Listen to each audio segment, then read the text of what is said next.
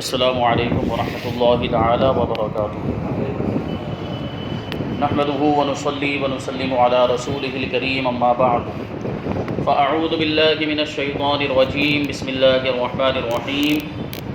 ان اللہ وملائکتہ یصلون علی النبی یا ایھا الذین آمنوا صلوا علیہ وسلموا تسلیما۔ اللهم صل على سيدنا ومولانا محمد معدن الجود والكرم وآلہ الكرام وابنہ الكریم وبارک وسلم صلاة وسلاما علیک یا رسول اللہ صلی اللہ تعالی علیہ وسلم۔ عزیزان ملت اسلامیہ، بیان چل رہا تھا تفسیر قرآن کی تاریخ، اس کی ہسٹری اور اس کے اتہاس کے بارے میں، کہ قرآن پاک کی تفسیر کہ کتنے دور اور کتنے زمانے گزرے ہیں۔ تو اس کے بارے میں بیان کیا گیا تھا کہ تفسیر قرآن اس کی جو تاریخ ہے یہ 4 ادوار پر مشتمل ہے، یعنی اس کے 4 دور ہیں۔ پہلا دور اللہ کے رسول صلی اللہ علیہ وسلم کا زمانہ، یعنی جب اللہ کے رسول صلی اللہ علیہ وسلم ظاہری طور پر دنیا میں تشریف فرما تھے، تو صحابہ کرام کو جب کوئی آیت سمجھ میں نہیں آتی، کسی آیت کا مطلب اور اس کا معنی سمجھ میں نہیں آتا تھا، تو وہ ڈائریکٹ رسول اللہ صلی اللہ علیہ وسلم سے پوچھ لیا کرتے تھے۔ تو یہ پہلا دور ہے۔ پھر جو دوسرا دور گزرا ہے وہ صحابہ کرام کا دور، یعنی جب اللہ کے رسول صلی اللہ علیہ وسلم کا وصال ہو گیا، ظاہری طور پر دنیا سے تشریف لے گئے، تو اب جس طریقے سے صحابہ کرام پہلے اللہ کے رسول سے معلوم کر لیا کرتے تھے، اب وہ ممکن نہیں رہا۔ تو صحابہ کرام آپس میں ایک دوسرے کو پوچھتے تھے، جنہوں نے حضور سے پوچھا ہوتا،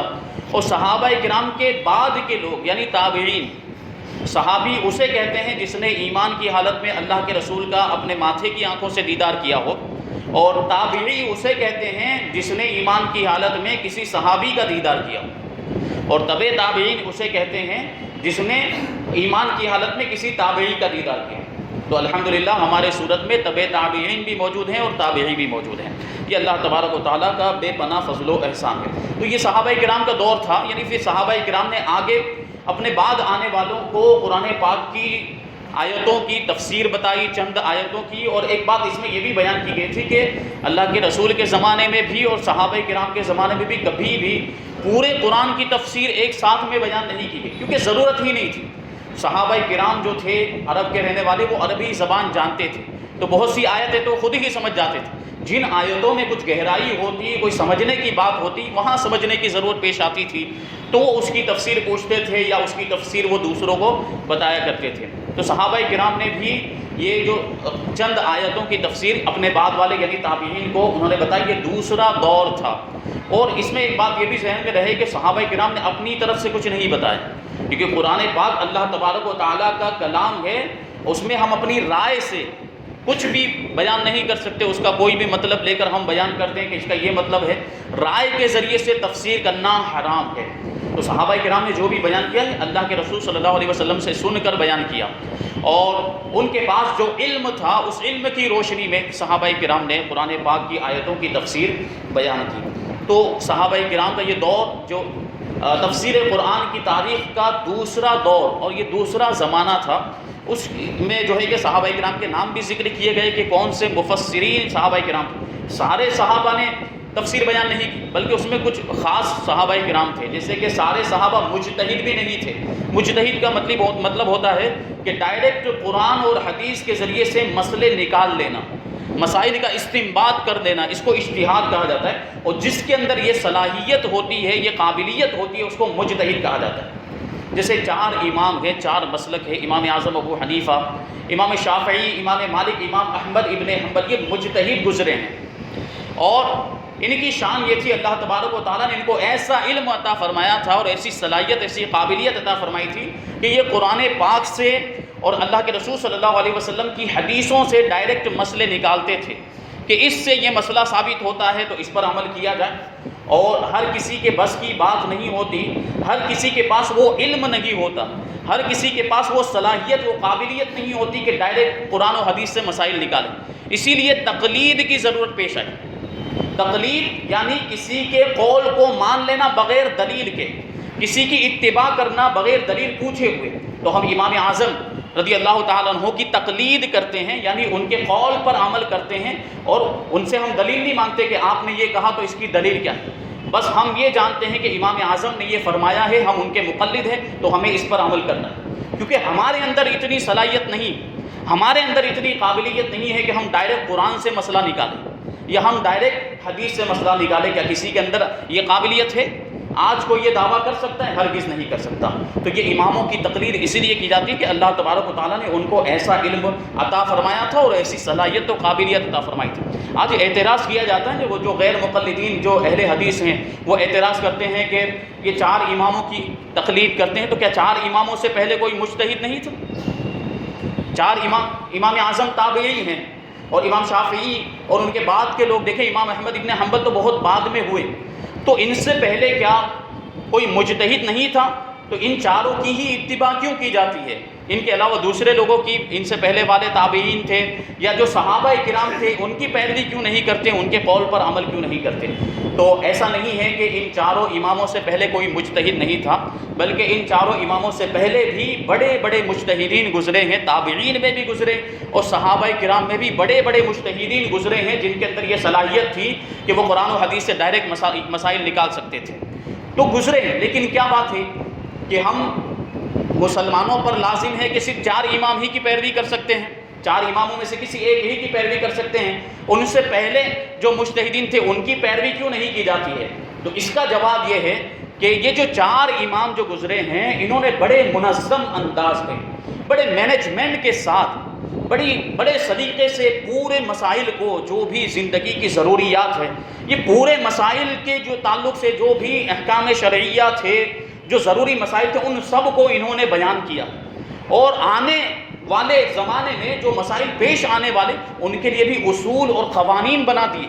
کہ آنے والے زمانے میں کوئی نیا مسئلہ پیش آئے گا تو اس کو اس اصول کی روشنی میں حل کیا جائے، اس کو اس قاعدے کی روشنی میں حل کیا جائے، اور اس کو اس قانون کی روشنی میں اس کا حل تلاش کیا جائے اور پھر اس پر عمل کیا جائے۔ تو یہ کام جو کیا ہے یہ 4 اماموں نے کیا ہے، اور ان کا جو مذہب ہے وہ ان کے شاگردوں نے پورے طور پر محفوظ کر دیا، اس کو کہتے ہیں تدوین، یعنی ان کے مذہب کو پورے طور پر مدون کیا، کتابوں کے اندر محفوظ کر دیا۔ امام اعظم کے مذہب کو لے لیجئے، یا امام شافعی کے، یا امام مالک ہیں، یا امام احمد ابن حنبل، ان کے مذہب کو ان کے بعد میں آنے والے جو ان کے شاگرد تھے، جو ان کے پاس جنہوں نے تعلیم حاصل کی، انہوں نے ان کے مذہب کو محفوظ کر دیا کہ امام اعظم نے یہ فرمایا، امام شافعی نے یہ فرمایا، امام مالک نے یہ فرمایا، امام احمد ابن حنبل نے یہ فرمایا، تو ان کا مذہب محفوظ ہو گیا۔ تو اب چونکہ ساری ضرورت کے مسائل اس میں موجود تھے، سارے احکام شریعہ اس میں موجود تھے، اس وجہ سے اب ہم پر لازم ہے کہ ان 4 اماموں کی تقلید کی جائے، یعنی ان 4 اماموں میں سے کسی ایک کی تقلید کی جائے اور ان کے قول پر عمل کیا جائے۔ اور یہی چیز آپ دیکھیں تو ان سے پہلے جو مجتہدین گزرے تو وہ مجتہد تو تھے،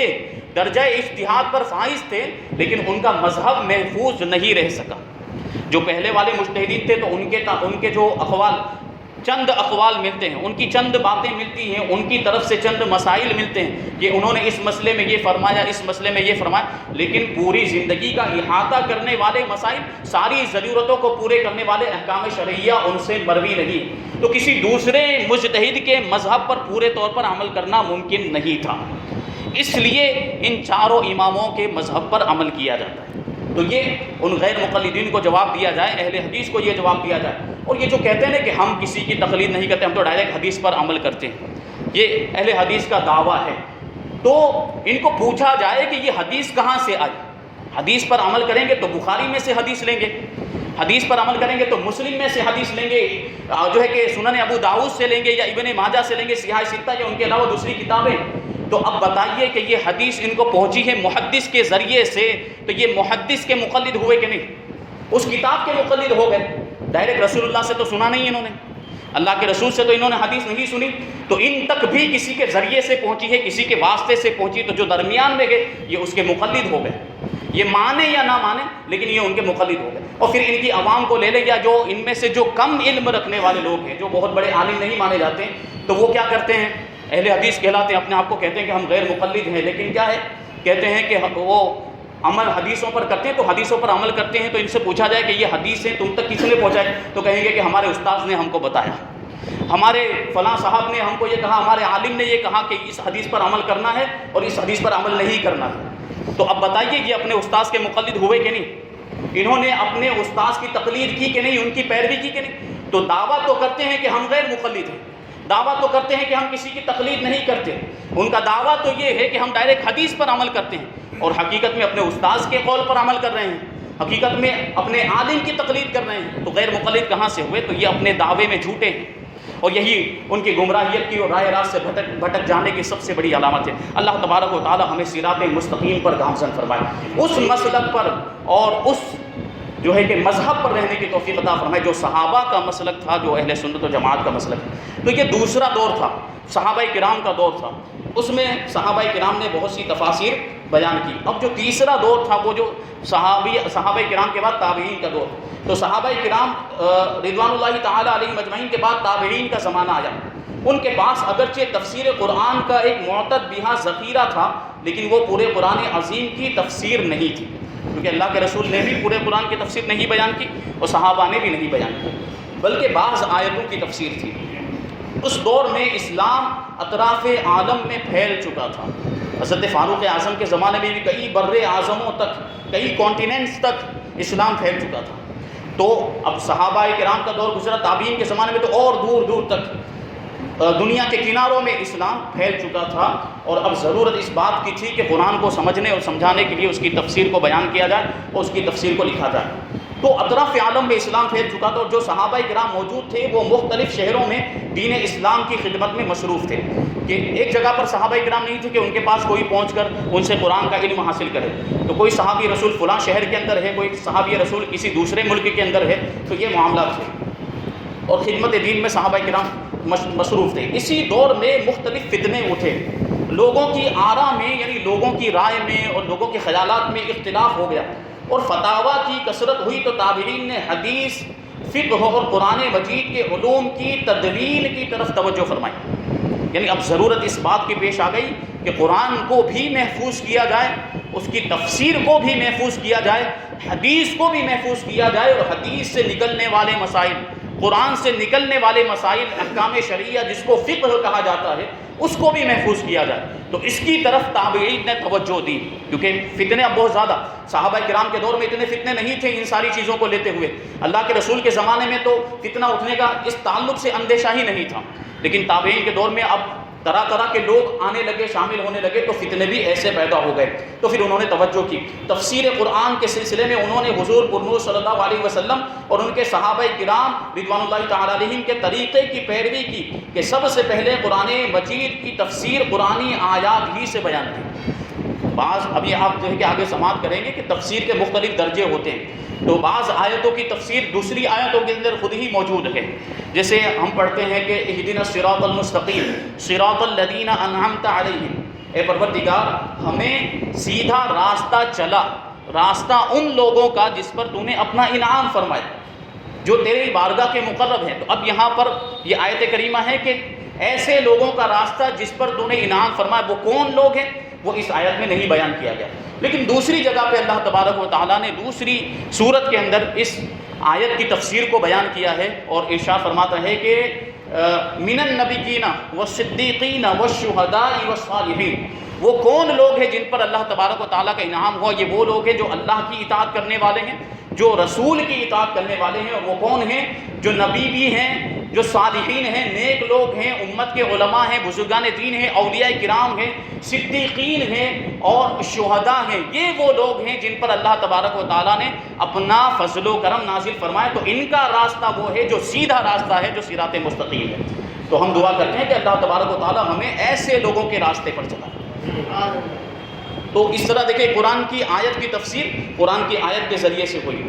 تو اس میں تو کوئی بھی کسی کو بھی کچھ بولنے کی گنجائش نہیں ہوگی، کیونکہ خود قرآن کی آیت ہی سے اس کی تفسیر بیان کی، پھر حضور اقدس صلی اللہ علیہ وسلم کی احادیث سے تفسیر بیان کی۔ بعض آیتیں ایسی تھیں جن میں اللہ کے رسول صلی اللہ علیہ وسلم نے خود ہی قرآن کی تفسیر بیان کی تھی، تو پھر ان حدیثوں کے ذریعے سے تفسیر کی، اور مزید یہ طریقہ اختیار کیا کہ جہاں انہیں قرآن مجید کی آیات اور نبی کریم صلی اللہ علیہ وسلم کی احادیث سے قرآنی آیات کی تفسیر نہ ملی، وہاں قرآن مجید کی تفسیر صحابہ کرام رضوان اللہ تعالی علیہم اجمعین کے آثار سے بیان کی۔ پہلے تو کیا کیا کہ ڈائریکٹ قرآن میں تفسیر تھی تو اس کو لیا،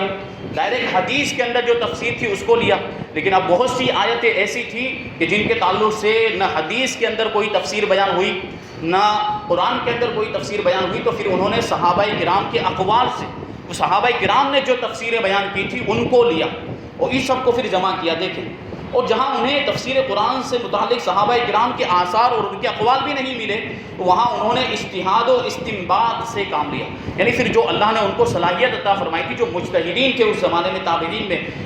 جو علم ان کو عطا فرمایا، تو اپنے علم کی روشنی میں باقی آیتوں کی تفسیر انہوں نے جو ہے کہ اس کی جو ہے کہ تفسیر بیان کی، اور اسی دور میں کتب تفسیر کا ایک ذخیرہ معرض وجود میں آ گیا، یعنی تابعین کے دور میں پھر کتابیں بھی، اس سے پہلے کیا ہوتا تھا کہ صرف زبان ایک دوسرے سے بیان کر دیتے تھے لیکن کتابی شکل میں تفسیر موجود نہیں تھی، تو تابعین کے دور میں پھر تفسیر کو لکھنا بھی شروع کر دیا اور کتابی شکل میں بہت ساری تفسیریں بھی دستیاب ہونے لگی، اور اس طریقے سے یہ تیسرا دور جس کو بیان کیا گیا۔ اب انشاءاللہ تبارک و تعالیٰ چوتھے دور کے بارے میں یہاں سے ہم آئندہ ہفتے سماعت کریں گے۔ اللہ تبارک و تعالیٰ ہم سب کو عمل کی توفیق عطا فرمائے۔ وما علینا الا البلاغ۔